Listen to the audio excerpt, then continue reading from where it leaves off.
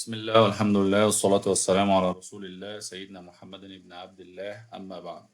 دلوقتي هنخش على الدرس اللي بعده اللي هو الدوال التزايدية والتناقصية. هنعتبر الدوال دي زي مؤشر بورصة. لو كل ما الأيام بتزيد اللي هي الإكس هتزيد سعر السهم اللي هو الواي. طالما دي بتزيد ودي بتزيد يبقى دي دالة تزايدية. طيب لو كل ما الأيام بتزيد السعر بيقل أو بيقع، يعني واحدة بتزيد وواحدة بتقل، تبقى دي دالة تناقصية بكل بساطة. طيب إيه الرول بتاع الدالة دي؟ هنفترض إن إكس واحد أصغر من إكس اتنين. طيب لو إحنا لقينا بقى إن إف واحد أصغر من إف إكس اتنين تبقى دي دالة تزايدية. لو لقينا اف اكس واحد اصغر من اف اكس اتنين تبقى دي دالة تزايدية. طيب لو لقينا العكس ان اف اكس واحد اكبر من اف اتنين تبقى دي دالة تناقصية بس بكل بساطة.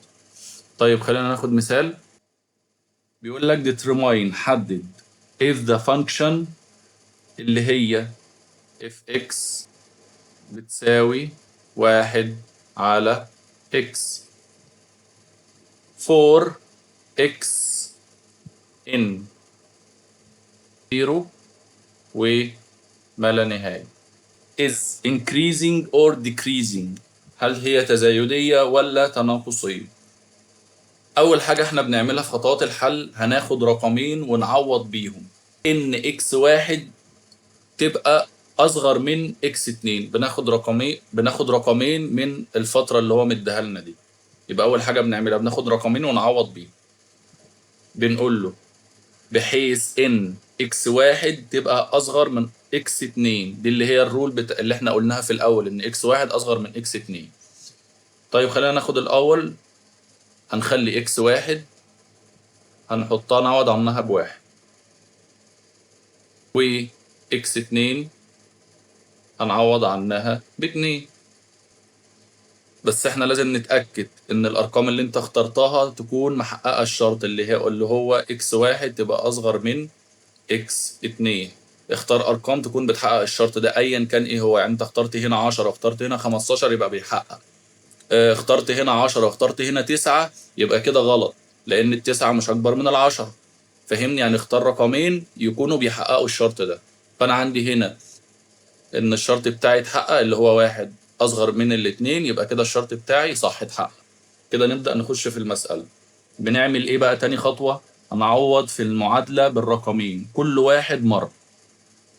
يعني هناخد الاكس بتساوي واحد دي هنعوض في المعادلة مرة، والاتنين هنعوض بيها مرة. يبقى اف اكس واحد بتساوي واحد على واحد بتساوي واحد. اف اكس اتنين بتساوي واحد على اتنين بتساوي نص. طيب هنعمل مقارنة بين اف اكس واحد واف اكس اتنين. هنلاحظ ان الواحد اكبر من النص. عندي هنا الواحد اكبر من النص. طيب واحنا قلنا ان لو اف اكس اللي هي هنا قيمتها واحد، واف اكس اتنين لو لقينا اف اكس واحد اكبر من اف اكس اتنين، اذا الدالة دي ايه؟ بالظبط كده الدالة دي تناقصية، لان اف اكس واحد اكبر من اف اكس اتنين. طالما اف اكس واحد اكبر من اف اكس اتنين يبقى الدالة دي تناقصية. طيب لو العكس اف اكس واحد اصغر من اف اكس اتنين يبقى الدالة دي تزايدية. يبقى الحل the function is decreasing. بس ده الدرس بتاعنا بكل بساطة. طيب خلينا دلوقتي نخش على الدوال الأولية اللي هي الأسية واللوغاريتمية. أول حاجة الدالة الأسية دي دالة صاروخية، بمعنى الإكس هنا مش على السطر، الإكس هنا طايرة فوق في الأس، زي اي أس إكس و أو 2 أس. الدالة دي مستحيل تطلع ناتج سالب أو صفر، دايما نواتجها موجبة. دي اللي هي الدالة إيه؟ الدالة الأسية. طيب يا سيدي، الدالة اللوغاريتمية دي العكس بتاع الدالة الأسية بالظبط. اللوغاريتم الطبيعي اللي هو لن بيكره جدا الأرقام السالبة والصفر وبيرفض يدخلهم جوه. أنا دي عندي الأرقام كلها، يبقى الدالة الأسية مستحيل تطلع ناتج سالب أو صفر، دايما نواتجها موجبة. والدالة اللوغاريتمية بتكره السوالب والصفر وبترفض إن هي تدخلهم جوه. طيب طريقة الحل لما يطلب منك المجال والمدى للدالة الأسية أو الدالة اللوغاريتمية بتعمل إيه؟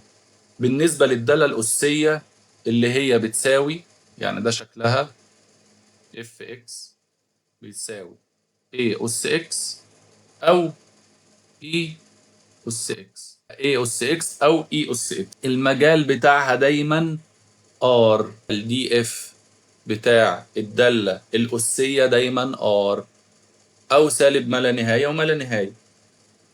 طيب بالنسبة للمدى بتاعها الرينج، الاوتبوت بتاع الدالة دي دايما موجب. احنا قلنا ان الدالة دي دايما نواتجها موجبة. طيب بما ان ناتجها دايما موجب، يبقى الرينج بتاعها اللي هو الار اف هتساوي 0 وما لا نهاية. تمام كده بس. او واي اكبر من الزيرو. طب احنا ليه قلنا اكبر من الزيرو بس؟ يعني ما قلناش اكبر من او تساوي الزيرو.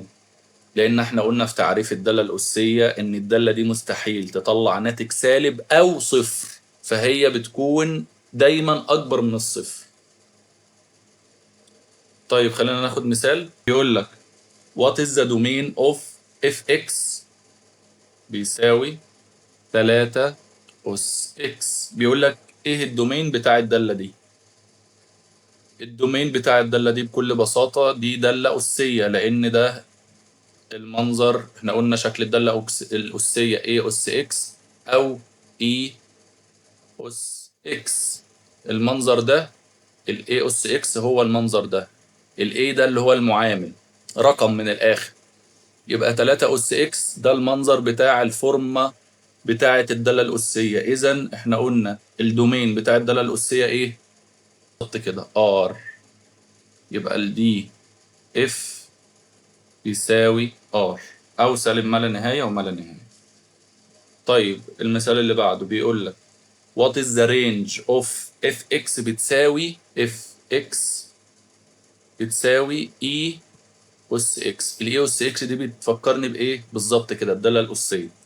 قلنا الرينج بتاع الدالة الأسية إيه؟ بالظبط كده ال rf بتساوي y أكبر من الزيرو أو زيرو لا نهاية.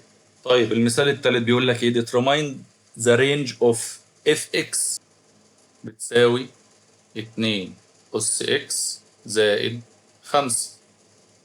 بيقول لك حدد الرينج للدالة دي. طيب بالنسبة للدالة الحدودية بنعوض عن الاكس بزيرو. لو فاكرين الدالة الحدودية احنا قلنا ان اقل قيمة بنعوض بيها هي الزيرو. لو مش فاكر شرح الحوار ده ممكن ترجع للدرس بإذن الله. يبقى 2 اكس بتساوي 0. هناخد الاتنين اكس كلها هنساويها بالزيرو. يبقى 0 زائد 5 بتساوي 5. يبقى الرينج هيساوي واي أكبر من 5.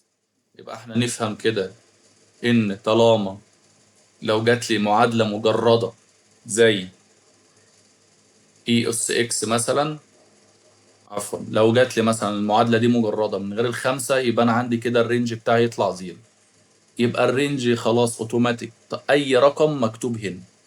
الرينج بتاع الدالة الأسية لو جات لك بالمنظر ده أي رقم مكتوب هنا مكتوب في حد لوحده. طيب الواي اكبر من 5 دي ممكن تتكتب تاني بشكل ايه؟